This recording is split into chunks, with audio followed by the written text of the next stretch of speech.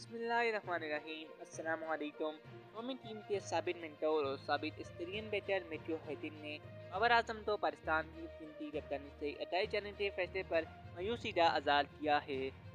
اس حوالے سے معروف cricket website Cricinfo پر گفتگو کرتے ہوئے سابق مائی ناس ٹیسٹ بیٹر میتھیو ہیٹن نے ورلڈ کپ میں پاکستان ٹیم کی کارکردگی پر تجزیہ پیش کرتے ہوئے کہا، ٹورنامنٹ میں نسیم شاہ انجل تھے جبکہ سعید شاہ افریدی کی پرفارمنس پر تشویش تھی جو ایشیا کپ میں انجری کا شکار ہو گئے تھے۔ انہوں نے کہا کہ فخر زمان اس ٹورنامنٹ میں صحیح وقت پر پرفارم نہیں کر سکتے، جب فارم میں آئے تو شاید پاکستان کے لیے بہت دیر ہو چکی تھی۔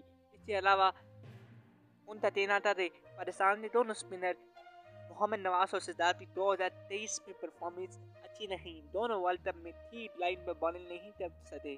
میتھیو ہیٹن کا مزید کہنا تھا، پاکستان کو ورلڈ کپ میں مختلف چیلنجز کا سامنا رہا